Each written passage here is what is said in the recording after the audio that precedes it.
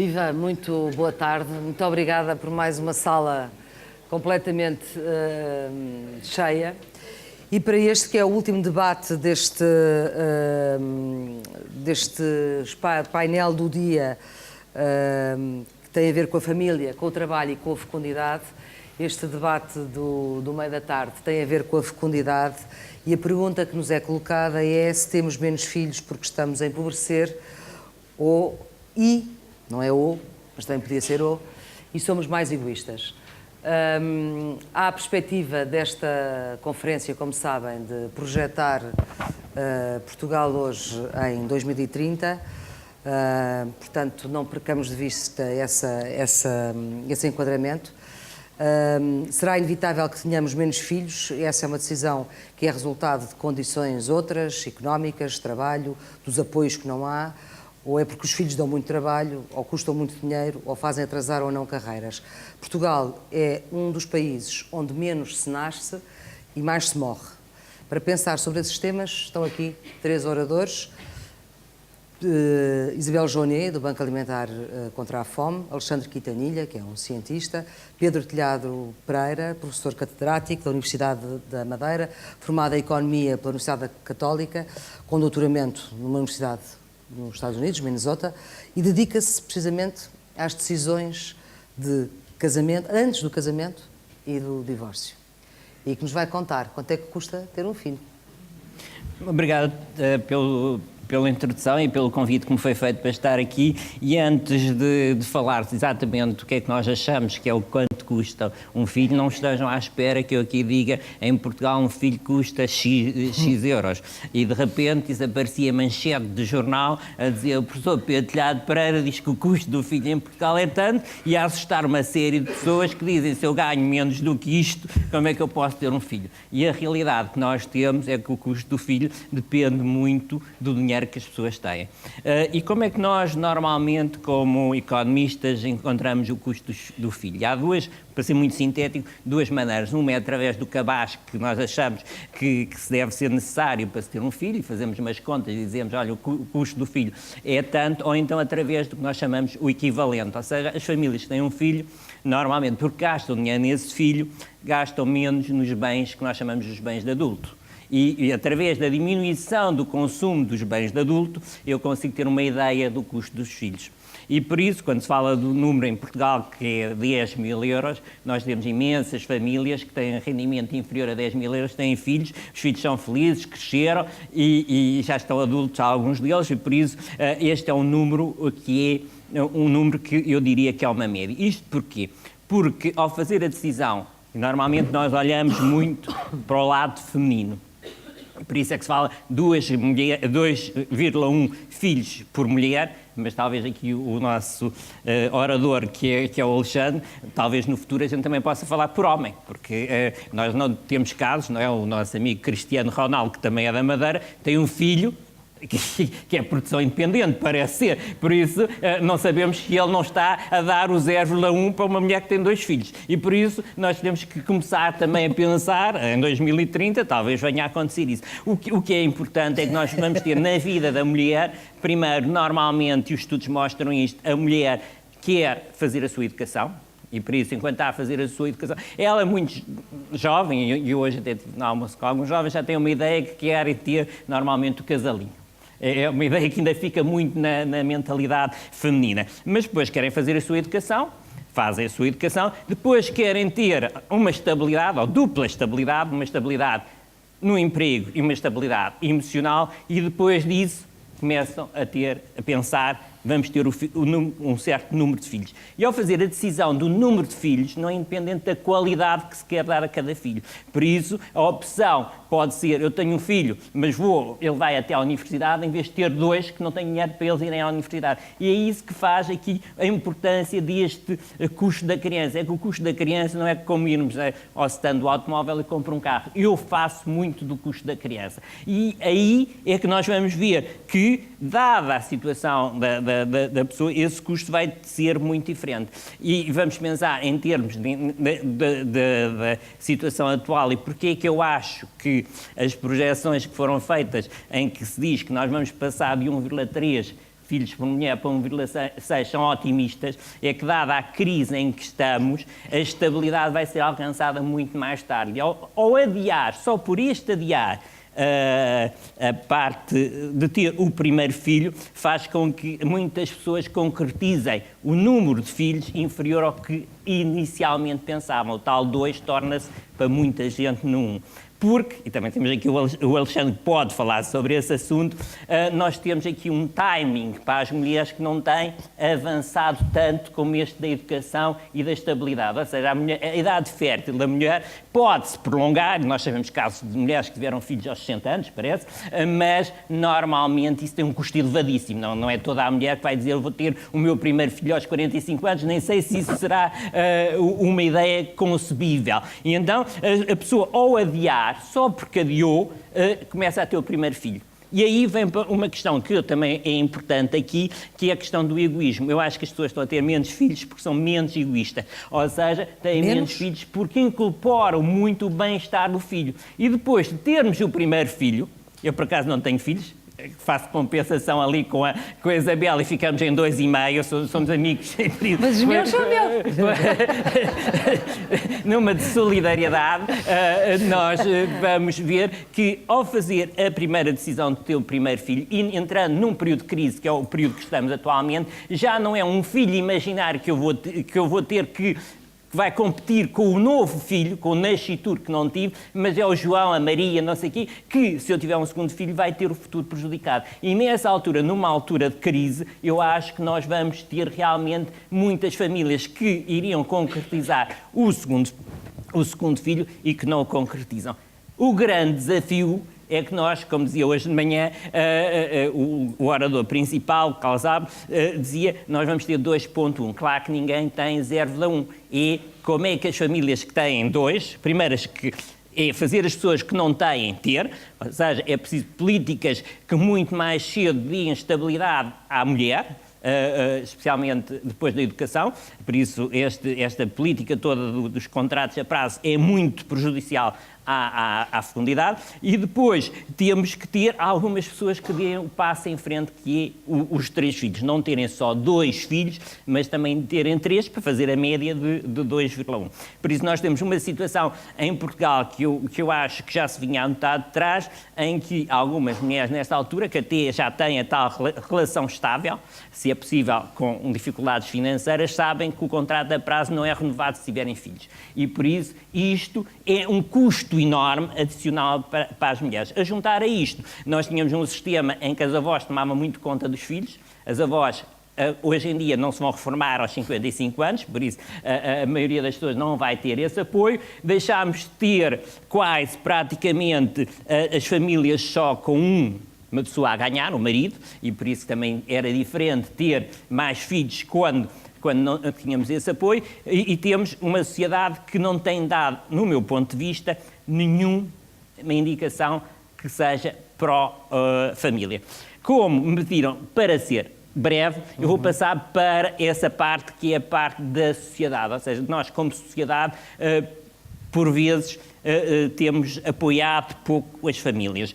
E, em particular, se olharmos para o caso do Estado. O Estado quase que dá...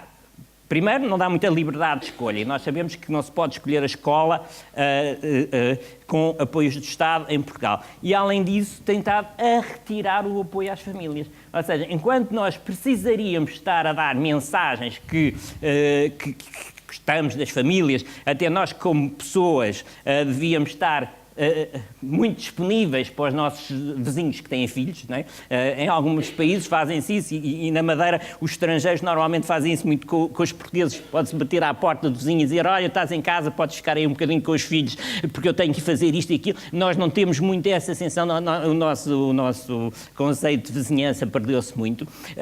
E o que se nota é nos países que realmente fizeram políticas pró-natalistas, especialmente a Suécia, conseguiu manter um nível que quase que mantém a população constante.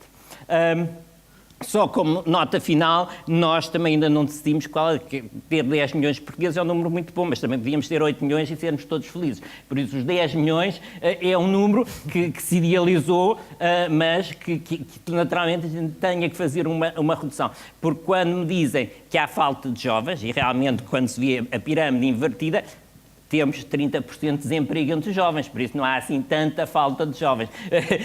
Temos que repensar-nos como país e, acima de tudo, temos que saber que a certo nível nós temos que estabilizar. Pode ser que não seja aos 10 milhões, mas a certo nível temos que estabilizar. E é isso que eu depois estou aqui aberto para o debate. Só queria dar esta primeira noção, é que o custo, o que se fala como custo, é uma coisa média que não existe na realidade. As pessoas têm uma noção e é baseado nessa noção que cada um, depois, decide o seu próprio custo e o número de filhos.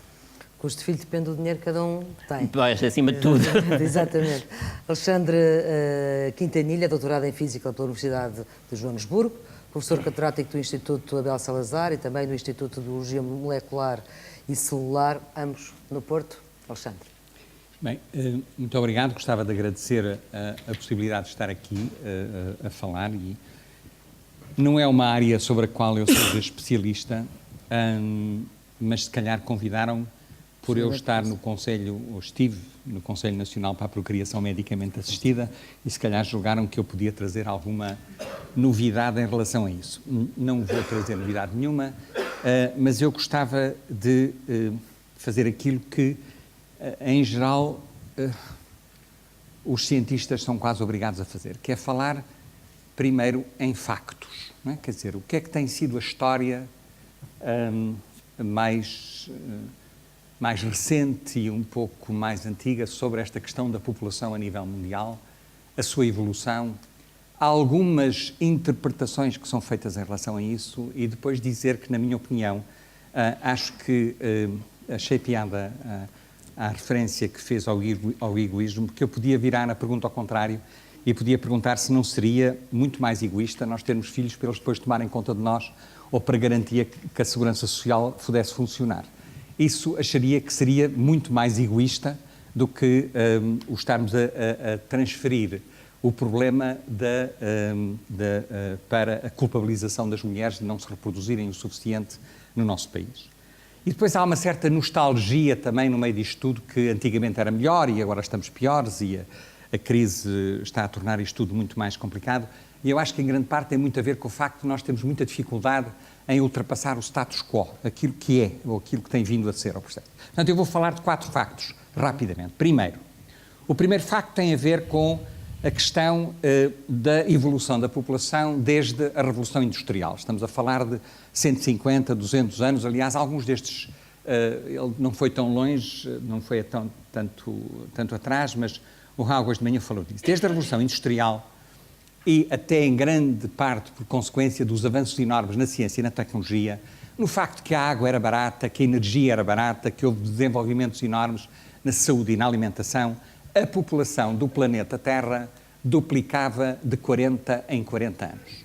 Isto são os dados que nós sabemos sobre o nosso planeta Terra. Isto significa que a taxa anual de crescimento da população era ligeiramente superior a 2%. Isto dá uma duplicação da população de 40 em 40 anos. Em 1970, a população do planeta era mais ou menos 3,5 mil milhões. 40 anos mais tarde, estamos ligeiramente acima dos 7 mil milhões da população. E o que é um facto também é que este crescimento da população tem vindo a baixar. Tenho aqui vários números. Na Ásia Oriental, há 40 anos, a taxa era de 4, agora é 2,5. Em África era de 3. Curioso, a gente estava sempre a pensar que em África era muito maior, mas não era, porque as doenças todas infecciosas, incluindo a SIDA, fizeram com que a taxa baixasse imenso. Era de 3 em 1970, passou para 2,5 atualmente. Na América do Norte manteve-se mais ou menos em 1. Na América do Sul é 2,5, passa para 1,2, na Europa de 0,8 para 0,2 e no mundo inteiro de 2,3 para 1,2 atualmente. Portanto, o crescimento tem vindo a abrandar. E nós podemos tentar fazer algumas analogias. Aliás, o Raul mostrou hoje de manhã 2 gráficos muito interessantes que têm a ver com a comparação entre os níveis de natalidade e os níveis de escolarização da população. E eu já vi um gráfico destes feito para aí há 15 anos atrás, em que foi feita uma comparação entre o nível, a taxa de natalidade e o nível de escolarização num mapa dos homens e no outro das mulheres. E o que se percebeu perfeitamente é que o nível de escolarização dos homens não afetava de maneira nenhuma a taxa de natalidade no planeta. Aquilo que era importante era o nível de escolarização das mulheres. E, portanto, a educação e o acesso ao planeamento familiar foi a causa principal da diminuição da taxa de natalidade nas mulheres. E, de facto, aquilo que nós podemos fazer e podemos verificar em média é que em países em que a escolarização das mulheres é quase nula, a taxa de natalidade em média anda à volta dos 4,5 e para cada ano de escolarização adicional a taxa vai baixando 0,3 ou 0,4 por cada ano de escolarização. E, portanto, nos países em que as mulheres chegam ao ensino superior, a taxa de natalidade anda à volta de 1,7 em média no nosso planeta. Será que esta diminuição tem a ver com o egoísmo? Porque aqui a gente, quando fala de egoísmo, em geral, está a dar a entender que é o egoísmo das mulheres, obviamente, não é? Eu acho que isto é um insulto para as mulheres, não é? Quer dizer que isto tem a ver com o egoísmo das mulheres, acho que é insultuoso, e eu acho que tem a ver com muitas outras coisas. Tem a ver com o facto de que há muitas outras maneiras das mulheres se sentirem realizadas. Não é só reproduzindo-se. Isso é uma forma de se realizar, mas não é a única. Há muitas outras maneiras das pessoas se realizarem, homens e mulheres. E, portanto, dizer que diminuir a taxa de natalidade pode ser um indício de egoísmo, eu acho que é insultuoso e não aceito isso de maneira nenhuma. E, de facto, o que a gente vê é que aquelas pirâmides que nós vimos hoje de manhã, as pirâmides há uns anos atrás, na maior parte dos países, eram pirâmides em que havia uma base muito grande e havia muito pouca gente na parte superior, e agora estão a ficar mais ou menos como retângulos, até com uma espécie de uma bujuda assim ao lado que vai diminuindo. Qual é o terceiro, e que tem a ver com isto, com o facto de que o processo está a evoluir, está a mudar. Qual é o terceiro facto, e é sobre esse que eu estou particularmente preocupado, porque nós falamos da crise, mas depois não damos números, ou temos dificuldade em darmos números. E eu queria-vos dar uns números a nível global. Atualmente, 1% da população do mundo tem na sua posse 40% do poder económico e dos assets do nosso planeta. 1% no top tem 40% daquilo que é o planeta. Se nós considerarmos 5% das pessoas dos mais ricos, eles têm 71% daquilo que é o nosso planeta. Se falarmos nos 10% do topo, eles possuem 85% daquilo que são os bens do planeta. E os 50% inferiores, que estão na parte de baixo, têm menos de 1% daquilo que é os bens do nosso planeta. Esta tendência de haver uma população cada vez mais pequena, que tem uma quantidade cada vez maior daquilo que são os recursos do planeta, e uma quantidade muito grande de gente que tem cada vez menos, isto está-se a agravar, isto tem-se vindo a agravar nos últimos 30 anos. Ainda hoje saiu no público, se vocês repararam, uns dados sobre Portugal, em que se mostrava claramente que 20% da população de Portugal que estava no topo tem 6 vezes mais aquilo que tem os 20% que estão cá em baixo no planeta, e é o terceiro país em que a desigualdade é mais, acho que foi isso que saiu no público hoje, até acho que foi muito apropriado que isso pudesse aparecer. E isto traz-me à última questão, que é a questão 4, que é a questão da sustentabilidade do planeta em que nós vivemos. E agora também só 2 ou 3 números que eu acho que são muito interessantes de transmitir.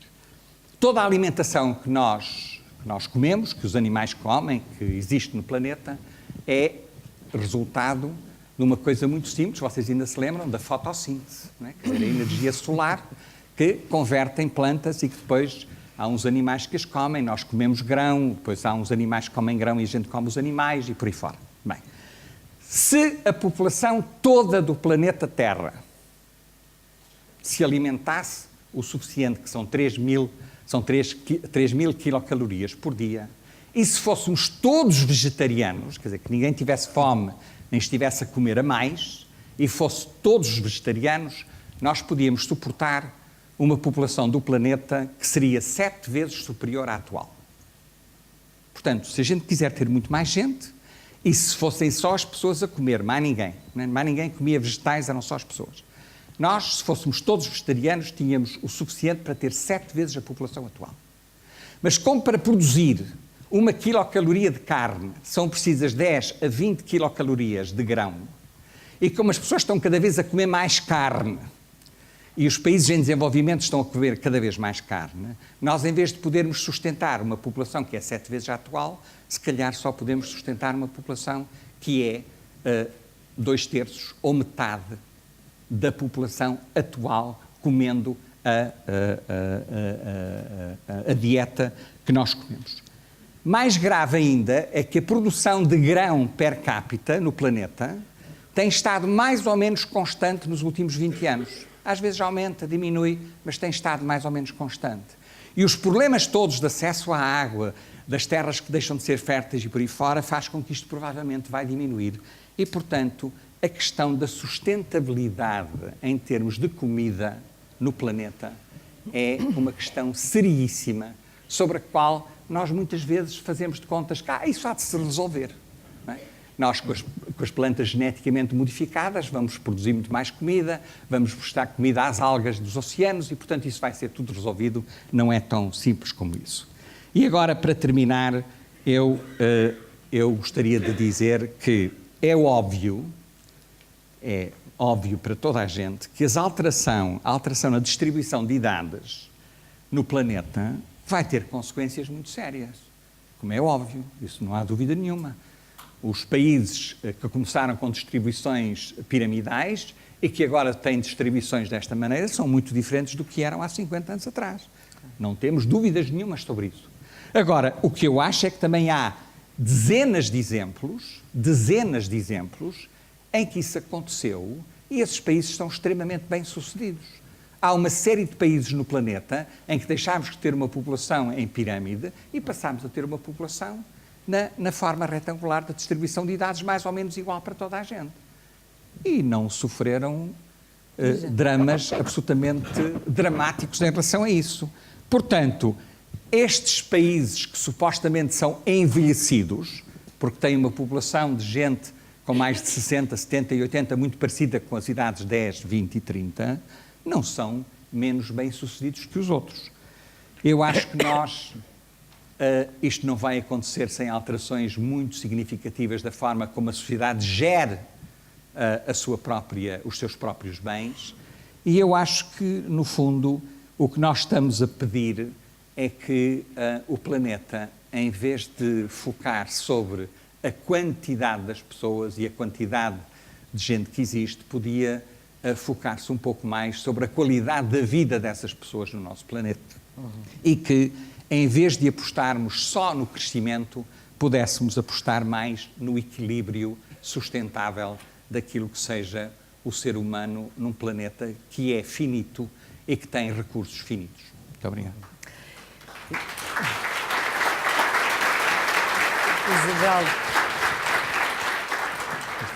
Isabel Jonet é economista, é presidente do Banco Alimentar contra a Fome e é agora também presidente da Federação Europeia dos Bancos Alimentares contra a Fome.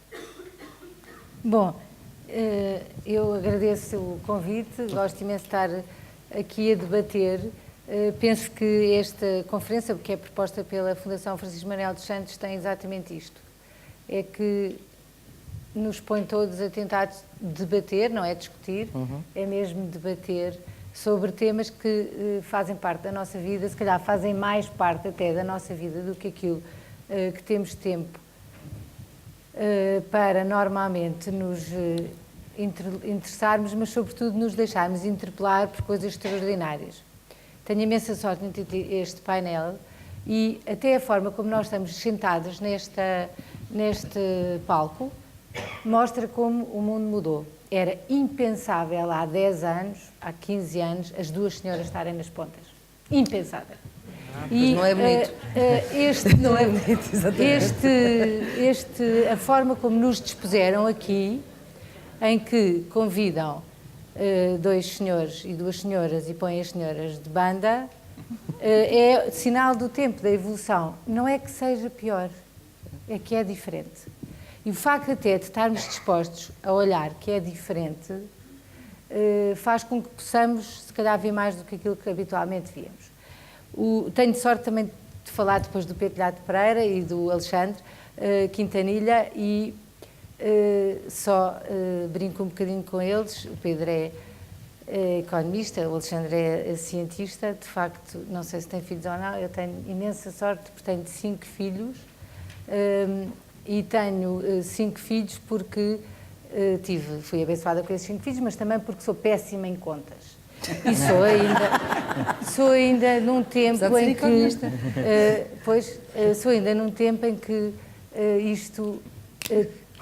cada filho que nascia era sempre entendido como uma bênção e trazia um papo seco debaixo do braço. E quando nós dizíamos, ai mãe, estou outra vez à espera do bebê, filha, não se preocupe que ele traz um pãozinho debaixo do braço. Ora, esse pãozinho debaixo do braço é que efetivamente hoje mudou.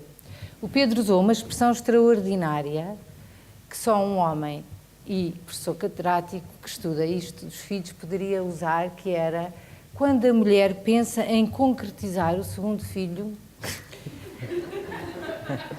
não concretiza. E eu fiquei a pensar, eu efetivamente, se pensasse em concretizar um filho, também não concretizava nenhum. E o Alexandre interpela-nos com esta coisa extraordinária, depois dos 4 pontos que pôs. O quarto fala da sustentabilidade do planeta e aconselha-nos a ser vegetarianos, quase. Ora, sendo nós vegetarianos, se um homem não come carne, não pode ter filhos. E, portanto, aquilo que me parece é que,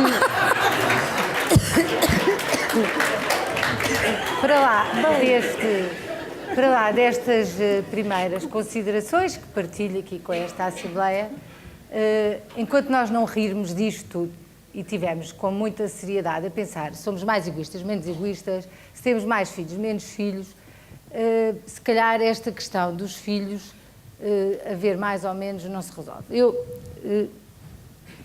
De facto, é incómodo, bastante incómodo, pensarmos que é preciso 2,1 criaturas para haver um renovamento da espécie. Mas, de alguma forma, toda a sociedade mudou um bocadinho. E se calhar não é preciso haver 2,1 para haver aquele renovamento da espécie aqui em Portugal, porque a maior parte dos filhos hoje em dia não são nossos filhos, ou não são filhos dos portugueses, e vêm também de fora. Se calhar temos que pensar um bocadinho nas causas. O que é que faz com que hoje em dia as pessoas pensem mais em ter filhos? Sabem fazer mais bem contas do que eu sabia? Ou isso das contas deixou de ser? Aqui esta questão do encanto até de se dizer, falhei-me nas contas, não. Porque é tudo tão pensado. Acho que há outros fatores para além deste das contas que se calhar devíamos pensar. Quando diz que as pessoas têm menos filhos porque são mais egoístas, eu não sou capaz de dizer se são mais egoístas ou menos egoístas. Não sei se é assim que se pode formular. Não sei se hoje somos mais egoístas ou menos egoístas. Aquilo que sei é que temos necessidade de mais bens e, portanto, há uma mensagem coletiva que se esbateu de que as famílias são um suporte básico da sociedade. Então, deixou de haver referências coletivas fortes que fazem com que isto dos filhos não seja até uma realização de um casal ou até um culminar de um amor, porque nesse amor e nessa relação de casal entram outros critérios que têm em linha de conta um conjunto de fatores diversos que não existiam.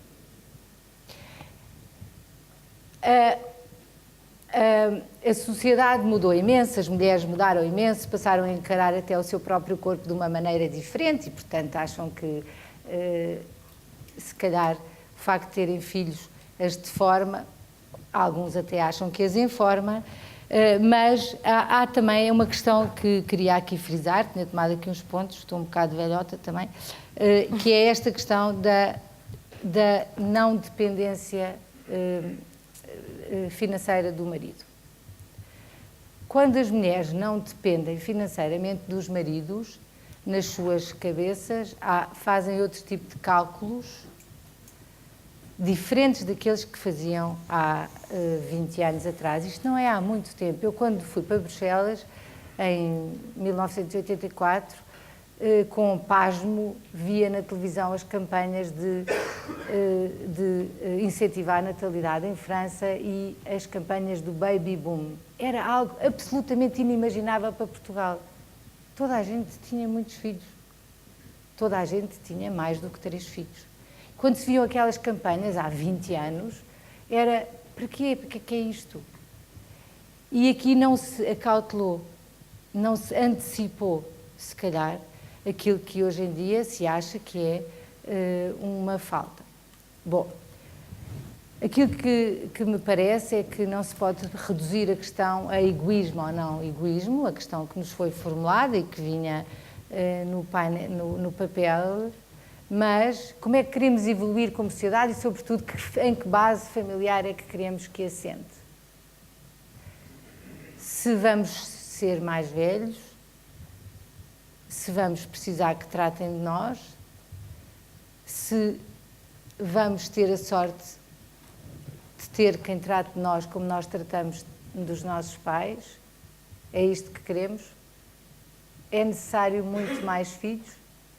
Os filhos são de facto a felicidade dos pais ou os pais é que são a felicidade dos filhos? Então acho que se calhar há aqui todo um conjunto de questões que têm a ver com a estabilidade das relações que as pessoas estabelecem entre si e os maridos,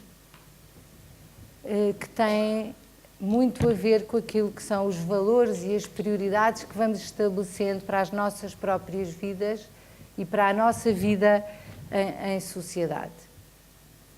Não sei se há bocado, como dizia o Zé Pedro Cobra Ferreira, é mais importante o domingo da tarde ver pela 8ª vez o mesmo filme e dizer que aquele tempo é o meu tempo de dormir ou é o tempo que eu dou à minha família. E se calhar quando não nos damos tempo ou quando não damos tempo à nossa família, então não faz sentido termos filhos. Porque não temos tempo para dar, não temos nada para dar. E quando não temos nada para dar, então não faz sentido se calhar prolongarmos com a nossa família com algo que não vamos ter. Bom, de qualquer maneira também há ainda outra questão que tinha posto aqui, é que me parece que esta quebra da natalidade é perfeitamente irreversível se não mudarmos a maneira como vivemos, retomando a coisas simples e dando a nós próprios e às nossas famílias um tempo que fomos perdendo. Este tempo que estamos aqui a dar, numa sexta-feira, é um tempo que achávamos que nunca teríamos. O que é que estamos aqui todos a fazer? A conversar. Então, se calhar é a altura e esta conferência pode ter esse mérito, das pessoas perceberem que têm que dar a si tempo, a si próprias tempo. Fiquei numa mesa à hora do almoço, com 11 pessoas, ou que era, e todos mais ou menos da mesma idade, e havia um jovem com 17 anos que nunca largou o seu telemóvel. Esse jovem não deu a si próprio tempo sequer de aproveitar um tempo que tinha para conviver. E eu pergunto, onde é que nós falhámos a transmitir esta noção de que o tempo é um bem escasso àqueles que são os nossos filhos? Se calhar aquilo que há a fazer é perguntar se não temos filhos porque somos egoístas ou porque num momento falhámos esta construção de uma sociedade que devia assentar numa família. Mas apesar de tudo, o jovem estava cá.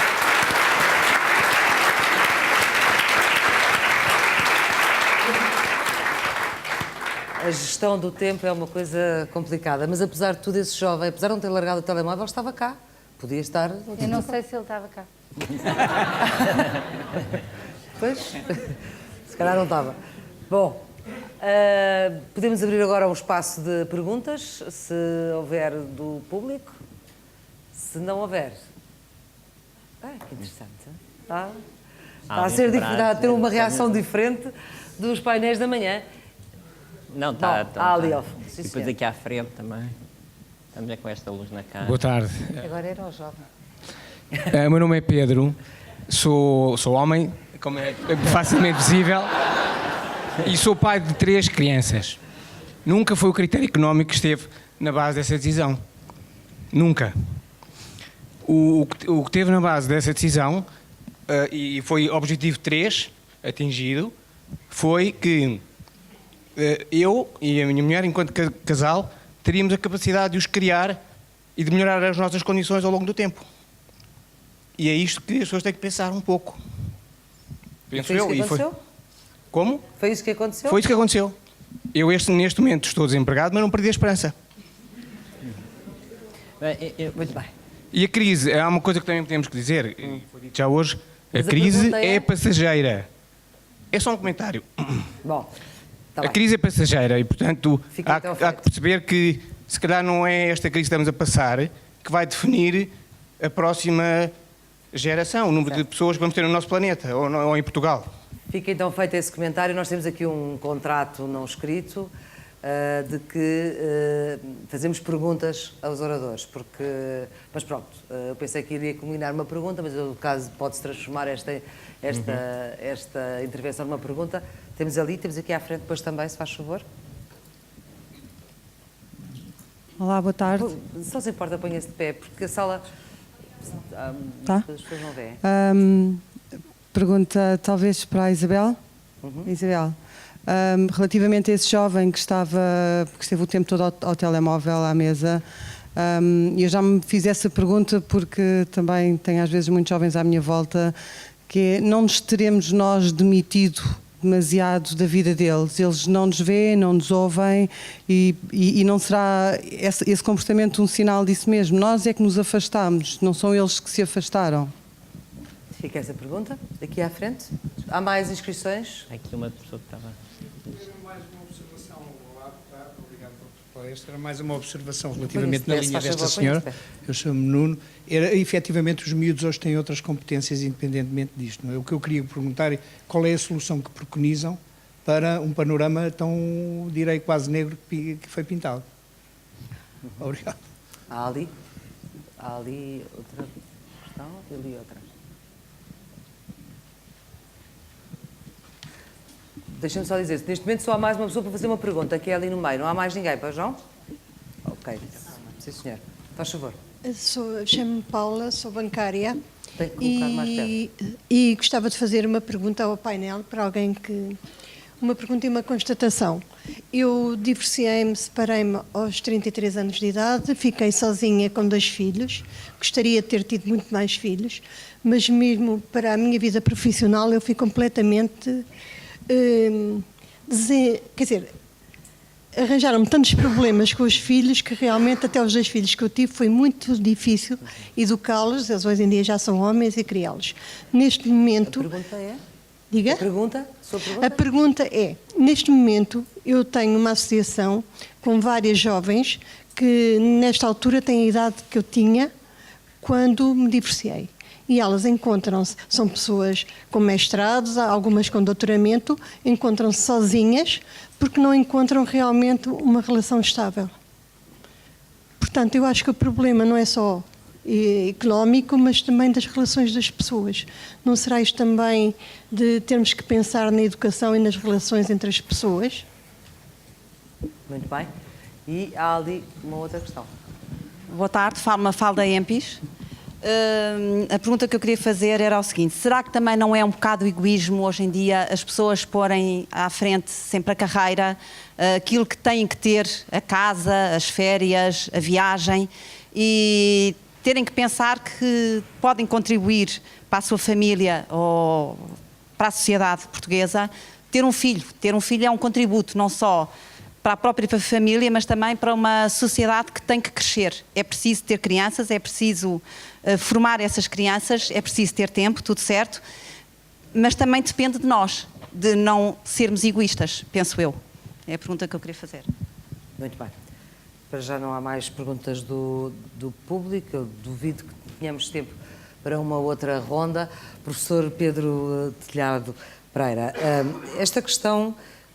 para um economista, como é que um economista estuda uma das questões que foi aqui levantada, que é que o problema de não se ter filhos não é só por problemas económicos ou dificuldades no emprego, é porque as relações entre as pessoas não são suficientemente estáveis para que o filho possa ocorrer em consciência, com as contas feitas. Eu devo dizer que todas as intervenções foram extremamente interessantes e em particular essa. Realmente os estudos mostram que há duas condições a priori, as duas estabilidades e as duas estabilidades, e realmente isso primeiro, como é que vamos tentar essa estabilidade? Não podemos forçar a estabilidade, mas podemos dar mais apoio aos jovens, porque a razão porque não se tem estabilidade muitas vezes é porque as pessoas também têm problemas de emprego e não têm capacidade de criar o seu próprio ambiente, e realmente dar seu próprio ambiente, isso transforma-se. As sociedades e os países que realmente apostaram, e a França apostou muito numa política pró-natalista, fizeram isso, fizeram essa coisa. E nós notamos, por exemplo, contrariamente à Itália, que é outro caso que tem sido estudado, na Itália, quem tem filhos normalmente é aquela mulher que entra num casamento em que o marido trabalha e ela não trabalha. Em França, quem tem mais filhos são os dois que trabalham, porque há todo um apoio, e isso vem também de acordo com uma pessoa que falou que se tinha divorciado, há todo um apoio à natalidade e à pessoa que tem os filhos que não existe. E esse apoio que é estatal é um reflexo da própria sociedade. A própria sociedade é que anima-se por ter filhos e normalmente nós não estamos animados, quer dizer, para nós às vezes é uma maçada ter crianças no restaurante, é uma maçada que as crianças andem por aí, mas noutros países não é, é agradável, é bom, e eu este ano acabei por fazer as minhas férias aqui muito por Lisboa, também estava com saudades, e realmente o número de estrangeiros que visitam Lisboa com crianças e que estão nos museus é um número muito maior que os portugueses, que acho que vi uma família com crianças no museu português, o resto era tudo estrangeiro. E realmente nós temos que olhar para nós e para o nosso umbigo e vir essa problemática. Só para responder ali ao comentário daquele pai de 3 filhos. Eu sou economista, por isso tenho uma definição, e a Isabel também é a minha colega, uma definição muito lata da economia. Uma pessoa quando diz que viu se tinha condições para criar, e isso já é uma condição económica, não é? Quer dizer, as pessoas normalmente, primeiro, vai pensar, e eu acho que a maioria das pessoas quando pensa e que tem um filho é que vai ter o companheiro ao longo da sua vida, por isso é uma condição, e além disso que vai ter condições para ter. Quando cada vez mais nós vamos vendo que essas condições financeiras não estão a existir, quer dizer, para mim não me interessa, talvez para o Alexandre seja diferente, que essas condições existam quando a mulher tem 45 anos. Essas condições têm que existir quando a mulher tem 25 anos. E por isso nós temos que fazer tudo para, se queremos ter realmente uma sociedade que fique pelo menos, e não se inverta a pirâmide, que o problema também vai assim, fica uma pirâmide, e realmente, como o Alexandre disse muito bem, não é preciso termos a tal pirâmide, mas ficarmos um cilindro. E aí há que fazer, mas também o que tem acontecido é que realmente, e se nós olharmos para a sociedade portuguesa, não sei quantas mulheres é que têm encomenda por terem sido boas mães. Quer dizer, acho que nenhuma. Tiveram por muitas razões, as cientistas, as nossas... Agora, as mães nunca foram reconhecidas. Mas os pais também não. Os pais também não, mas pronto, mas pelo menos nesse sentido a família está muito pouco reconhecida na sociedade portuguesa. Veja-se as medidas que foram tomadas ultimamente neste programa de austeridade. O programa de austeridade é independente se o marido que vai ter o corte salarial tem uma família a cargo e é o único a receber. Quer dizer, não teve em consideração a família, devia ter o IRS, tem pouco em consideração a família e cada vez menos, mas pelo menos tem um bocadinho de família. Todas as medidas numa sociedade que se preocupa com a família, e como a Isabel disse muito bem, o sustentáculo deve ser a família, tem que ter em consideração a situação familiar. E às vezes, só para terminar, para poder dar a palavra aos outros, as pessoas acham um bocado estranho quando eu digo assim, se o Estado tem que financiar as mulheres que estudam, devia financiar primeiro aquelas que vão casar e ter filhos, porque essas não vão ter a recompensa no mercado de trabalho e nós precisamos de mulheres que também se dediquem à família. E essa ideia, eu acho que foi uma destruição moderna, em que a mulher que realmente faz outras atividades, e muitas delas de grande caráter social, mas parece que ficam secundarizadas em relação às primas que são ótimas cientistas ou que não sei o quê. Temos que mudar a maneira como pensamos em todos os aspectos. E depois outro aspecto que também é importante e que vamos notar cada vez mais na nossa sociedade, porque a nossa sociedade, e na área do Alexandre nota-se muito isso, a parte das médicas, porque daqui a pouco temos poucos médicos, vamos pensar que há de haver também, e vamos inverter a tendência, os maridos das médicas que têm que ter um apoio diferente, que as médicas são uma profissão muito intensa, essas pessoas têm que ser aceitas pela sociedade, quer dizer, porque nós não podemos continuar a pensar que vamos ter uma sociedade igualitária, mas depois pode ser igualitária, mas há uma série de questões que eu não quero a igualdade. E por isso é importante, se nós queremos ultrapassar. Os maridos das médicas também são médicos? Pois, aí é o problema, que é um problema que eu também já estudei, que é o acasalamento dentro das próprias profissões. Aí o que acontece, e eu devo dizer, o que acontece é que normalmente os filhos dos casais de médicos são criados por empregadas que têm em casa. E por isso têm capacidade financeira para o ser. E por isso há aí também o importante aspecto da capacidade financeira dos pais e outros apoios que conseguem ter. Nós estamos a falar que num país real, com salários muito baixos, com as pessoas a perderem o emprego, sem entrarem no mercado do trabalho com a idade que deveriam entrar, e por isso é que eu digo que nós estamos no mau caminho. No mau caminho para conseguirmos ter uma sociedade que daqui por uns anos ainda se sustente.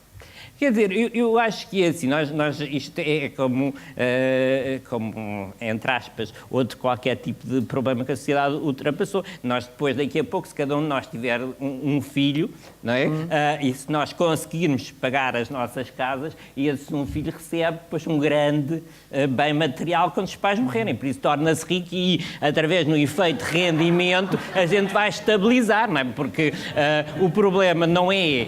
Nós vamos ter 7 milhões daqui a 20 anos. Ou seja, há muitos espaços que vão ficar sem ser ocupados, os filhos que vão depois herdar. Isso notou-se um bocado na Inglaterra, começou um processo mais cedo. Houve uma geração que já tinha a sua casa, recebe a casa dos pais, tornaram-se num nível monetário superior.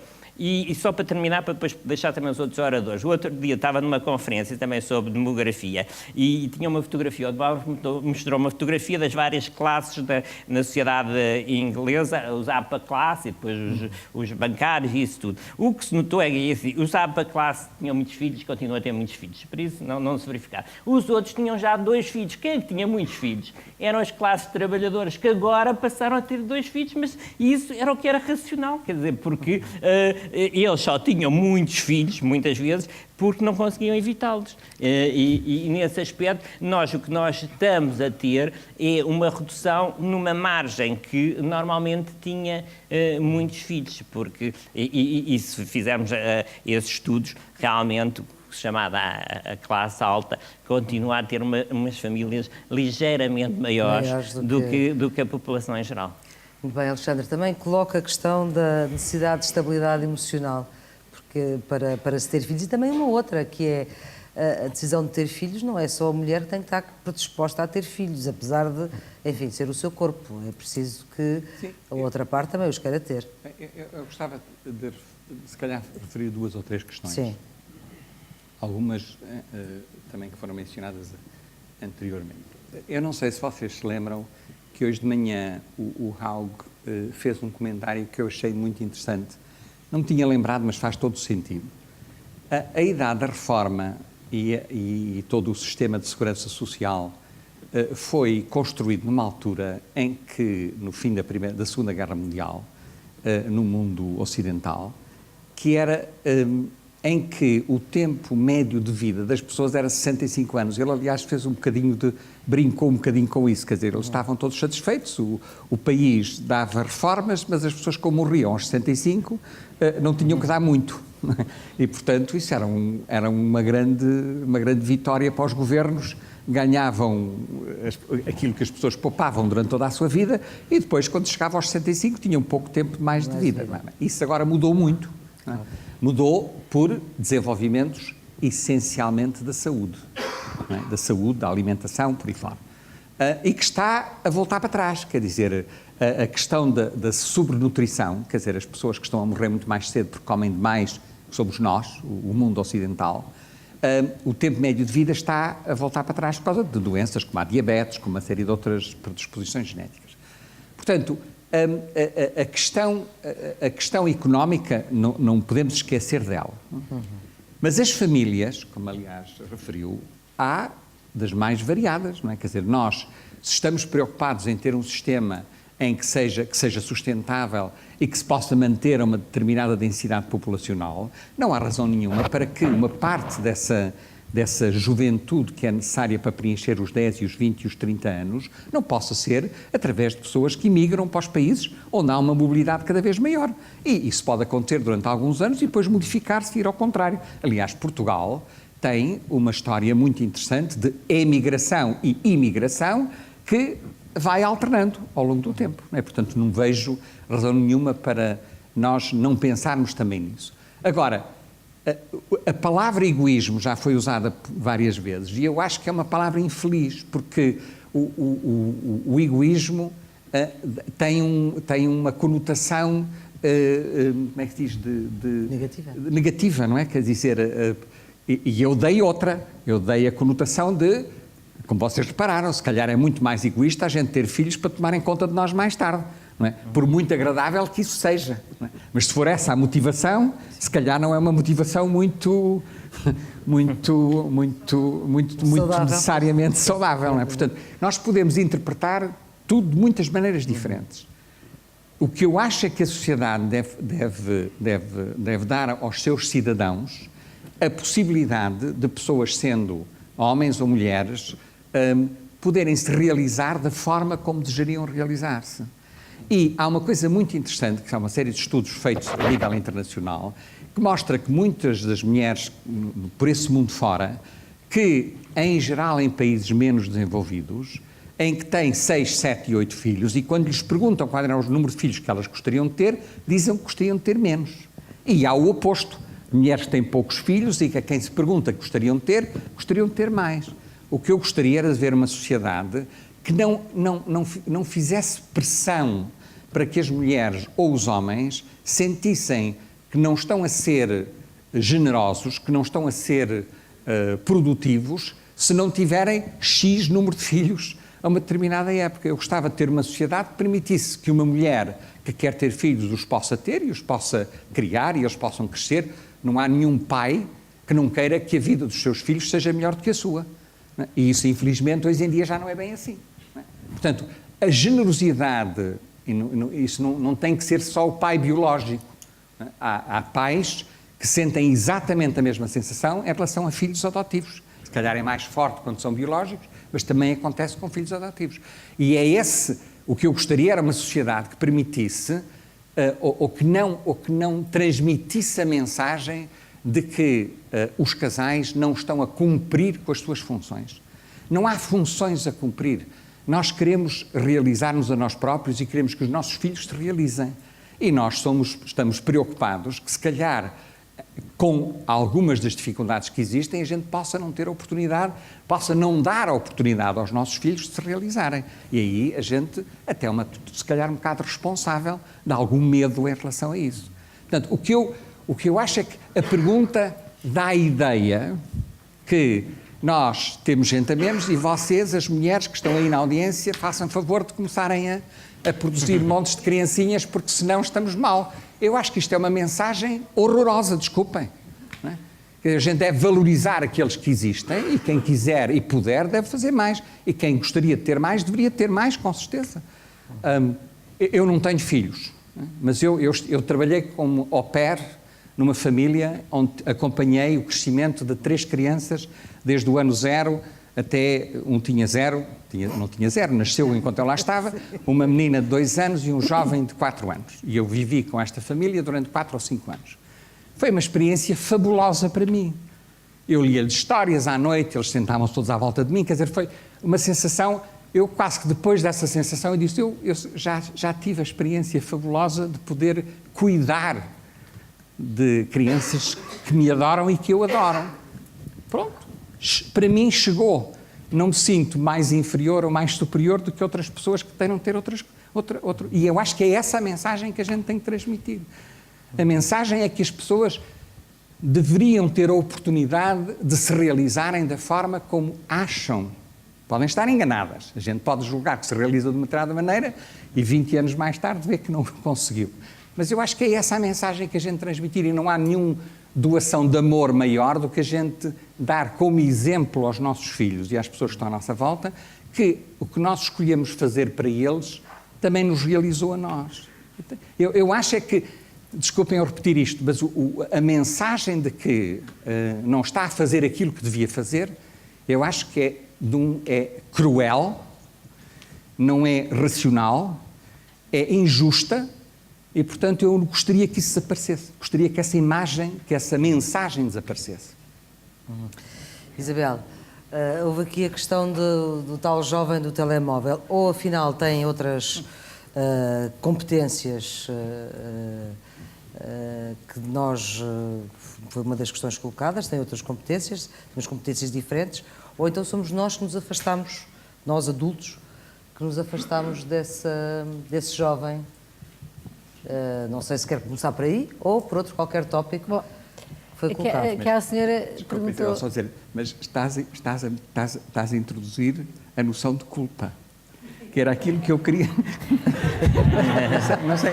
Não, mas é que foi dirigida à pergunta. Eu sei, mas eu só queria... dizer que a mensagem é que alguém tem culpa, não é? Eu agora ainda fiquei com uma culpa maior. É porque, afinal... Tem filhos? Não. Vocês já viram esta média aqui? Mas porquê? Porque ficámos com uma média ainda pior. Ainda pior. Há bocado tínhamos uma média de 2,5. Agora, a seguir, afinal, temos uma média Já de temos a média nacional, 1,3. Eu ainda fiquei com a maior culpa de não saber fazer contas, mas pronto. Então, isto Tens a certeza que só tens brincar. 5? Bom, então, só aquela senhora perguntou se nós não nos afastávamos dos jovens, eu pergunto só se nós não nos estamos a afastar todos uns dos outros. Nós próprios, se calhar. E se calhar, você desculpe, não são comigo, mas se calhar a televisão tem aqui um fator tremendo de afastamento. Televisão, eu sou da rádio. Rádio, ao contrário, aproximava-nos. Punha-nos todas de cabecinhas juntas a ouvir as fotonovelas às escondidas da nossa mãe. As radionovelas. Bom, isso já foi há muito tempo. Pois foi, eu já sou velha. Bom, então só para dizer, se não andamos todos aí a afastar-nos uns dos outros, e se calhar o que eu pergunto é quando aquele jovem de 17 anos estava na mesa, que estava agarrado ao telemóvel, se ele efetivamente estava cá, mas se ele não tem que agarrar ao telemóvel como uma defesa. Muitas vezes agarra o telemóvel e não tem o telemóvel sequer.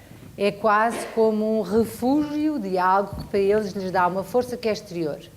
Porque se calhar não encontram dentro deles essa força. Do cãozinho. Exatamente. É o cobertor do Snoopy. Do Snoopy. Então, andamos com uma geração de criaturas que eu gostaria, talvez, tivessem essa bengala no telemóvel, mas que não precisassem de olhar para elas. Para a bengala, para o telemóvel, porque infelizmente até a relação que é feita para estes telemóveis, que hoje em dia têm os e-mails e tudo, se calhar não é tão verdadeira e deixam de olhar para nós, uns para os outros, até, olho no olho, e a comunicação ou a relação não é tão direta, e assim não vão ter filhos. Bom, a menos que se invente. Claro que há pouco falava-se que os jovens não têm outras competências. Os jovens têm imensas outras competências, muito melhores, diferentes. Não sei se são melhores, são piores, são outras. Porque o mundo é diferente e, portanto, têm outro tipo de competências, têm outro tipo de interesses, muito para lá do futebol e muito para lá da televisão. Têm competências espetaculares que eu gostaria que fossem, de facto, aproveitadas realizando-os e realizando todos os seus talentos. Isso é que eu gostava que não se perdesse e que a competição do mundo e a competitividade que é hoje em dia a panágio desta sociedade em que vivemos, em que todos têm que provar tudo uns aos outros e a si próprios, faz com que não tenham sequer tempo para se relacionarem como deve ser. Talvez as mulheres tenham deixado de ter tantos filhos porque tiveram que provar que eram iguais aos homens. E as mulheres não são iguais aos homens, são diferentes. Então, gostava que, de facto, os jovens que têm muito mais competências pusessem essas competências a render pelo bem comum. E passamos também para a pergunta da outra senhora de lá de trás, que perguntava se os bens de consumo devem passar ou não à frente dos filhos, senão ter filhos não é um contributo para a sociedade. Se calhar é se realizar as pessoas, mas não como obrigação, como dizia, e não pode ser visto assim, porque às vezes há critérios de rendimento que não permitem que de facto as pessoas possam ter os filhos todos que gostariam, porque não há os fundos, os meios e os recursos. Disse que fundou uma associação de mães, de pessoas, várias mulheres que não conseguem ter uma relação estável. Impressionante. O que eu pergunto é porquê que não se consegue ter uma relação estável hoje em dia? Porquê? Porque as mulheres competem com os homens em coisas que não são delas, tipicamente femininas, e ficam sempre postas em causa e, portanto, há uma agressividade na sociedade que faz com que não haja relações estáveis? É pelo dinheiro? Porque as mulheres são menos submissas? Porque há menos religião? Porque as casas são mais pequenas? Porque achamos que temos que buscar o telemóvel do nosso marido e encontrar uma amante insuspeita? Então, o que eu pergunto é, porquê é que tem que haver uma associação de mulheres ou de homens que não conseguem ter relações estáveis? Não vale mais a pena pensarmos porque é que não temos relações estáveis? O que é isso de relações estáveis? Porque é que passamos a vida a ter que perguntar tudo? Então, a associação não é desse grupo? Sim, sim, sim. Sim, depois, mas... Então, o que pergunto é, porquê é que é isto? O que é isso? Porquê é que não vamos ver onde é que aqui está a falhar na humanização, na relação humana entre as pessoas? Há algo aqui que falha. E se calhar é por isso que não permite. Também cada vez crescente. Esta questão da competitividade terrível, pura e dura e... Essa das coisas que eu preconizo como fundamental para que se possa reencontrar o verdadeiro valor. Há 2 dias, e acabo já, fui dar aí uma conferência numa universidade do Porto, da Faculdade de Porto, a um curso de Física e Astronomia. Era uma escola de verão, do secundário. Há uma sala assim cheia de miúdos. Às tantas estava a explicar o que era o Banco Alimentar e disse, o Banco Alimentar é um ovo de Colombo. Perguntei, desculpem lá, quantos de vocês é que sabem o que é um ovo de Colombo? Havia um miúdo que sabia o que era o ovo de Colombo e não sabia exatamente. Depois perguntei, desculpem lá, quantos de vocês jogam Counter-Strike? Todos jogavam Counter-Strike. Mas sabe o que é Counter-Strike?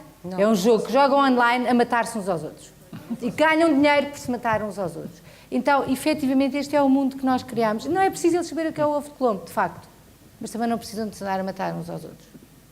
Então, é esta alguma mudança que há a fazer que só é possível quando há mais estabilidade nas famílias, porque as mulheres e os homens respeitam o espaço que têm, não tendo que competir em terrenos que não são seus naturalmente, porque a natureza tem muita força, e onde não se estão, de facto, confortáveis. E eu acho que isto tudo são os ajustares, não sei se é com as casas dos pais que já compraram com os empréstimos, porque os bancos não têm dinheiro para lhes ficar com as casas, ou não, mas de alguma maneira isto vai ter que mudar. Porque não é natural isto que se vive hoje em dia. Eu não sei se ainda temos mais uns 5 minutinhos, se houver ali 2 perguntas, porque só temos mesmo, de facto, uns 5 minutos. Só queria fazer uma pergunta à Isabel Joné acerca da solidariedade social e o voluntariado, uma vez que tem no seu papel atual como estar próximo dos vários bancos alimentares, se essa solidariedade social e voluntariado está relacionado com a estabilidade económica dos países da União Europeia, se há alguma relação entre as dificuldades do país e a solidariedade social, ou se isso não tem relação uma coisa com a outra. Bom, acho que me descontrolei aqui com as horas, tem que ser só mais uma, porque eu disse que eram duas, agora não vou frustrar as expectativas. Portanto, é só mais uma, rapidamente ali ao fundo, aquela rapariga de branco. Boa tarde. Eu, por acaso, eu tinha duas questões, entretanto surgiu uma terceira, mas vou curtir. Sim, vou cortar. Quando falou há pouco das questões políticas e do facto de nós não termos políticas para a natalidade, não, estou só a puxar o facto de ter falado de não termos políticas para a natalidade. A verdade é que nós vivemos num país onde não existem filhos de pai incógnito, ou seja, foi retirado. Essa pergunta? Posso? Eu sei que estamos com pressa e eu também quero ir para outra conferência, mas a verdade é que em Portugal as mulheres não têm a opção, quando não têm uma relação estável, quando têm uma posição na vida e querem ter um filho, não têm a opção de ir a um banco de esperma, escolher, como existe noutros países, um dador e a partir daí ter um filho, porque não existem filhos de pai incógnito e a lei obriga a que a mulher vá a tribunal, no caso de ter um filho que não tenha registro de pai, para dizer quem é o pai. Isto é um contrassenso quando falamos em políticas de natalidade e no facto de que temos de ter mais filhos. Estamos a retirar às mulheres um direito de opção, de escolher ter um filho, independentemente de haver um pai físico ou não. Bom, comentários finais, porque eu aqui descontrolei-me com as horas. Pensei que havia mais 10 minutos, mas não havia. Portanto... Não, realmente esta última intervenção é que eu acho que nós temos que começar a pensar fora do quadrado. E o que eu disse e os estudos que apontam é que mesmo nos casos em que isso é permitido, normalmente nota-se que a mulher prefere ter a estabilidade antes de ter filhos. Não quer dizer que não se possa entrar noutras razões, mas eu acho que isso são temas recorrentes e que nós temos que ter. Claro que se é para incentivar a natalidade, eu lembro-me, só para terminar, bem, nos anos 80 fui falar com a secretária de Estado ou com a diretora-geral da família, coisa assim, e eu dizia, façam incentivos monetários, já estavam com preocupações, e ela disse-me, respondeu-me, nem vou dizer quem foi, mas depois teríamos os filhos errados. Então, enquanto houver esta ideia que há filhos certos e filhos errados, temos que ultrapassar. Isso dava outro debate. Dava outro debate, de certeza. Não é? Pronto. Não, quer dizer, eu acho que uma mulher que quer ter um filho e que quer poder ir a um banco buscar esperma de um homem para ter filhos é perfeitamente normal. Não vejo nada contra isso. Eu não tenho nada contra isso. Não é? Quer dizer, se a realiza ou deixa de realizar, ou se o filho, esta questão do filho certo ou não certo, os filhos, se são desejados, são sempre certos, na minha opinião. Isabel, comentário final por causa da questão do... Só em relação àquela questão daquela senhora, eu penso que não tem muito a ver com isso. O voluntariado e a solidariedade é algo que é tão natural e é tão antigo como o próprio homem.